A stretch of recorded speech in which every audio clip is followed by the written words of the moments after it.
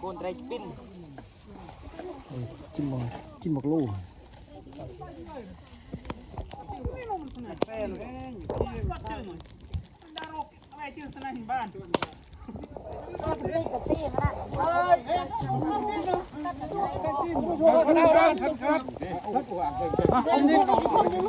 นี่ตัวอ่ะตัวพัดแป้นะพัดแป้หรือยาเนี่ยพัดแป้หรือยามึงจะพัดโน่เด้งเต้ลิกเด้งสักคนเฮ้ยนี่เราทำมือนกดาครับดาวไม่เชื่อเนี่ยรื้อเลยปินมันไปเจอเฮ้ยไอ้เรียกนี่มันช่วงละปีเหรอไอ้นั่นไอ้พูดด้วยกันได้ป่วยอ่ะเยี่ยมได้ละเมื่อตอนมาจุ่มกันเนี่ยไม่ตัวเชื่อมได้แรงแดงเชื่อมได้โจ๊กเยี่ยมต้นพี่โจ๊กชื่อเจ๊แดงทำไมต้องเรียกร้องได้ชื่อเจ๊พี่โจ๊กนี่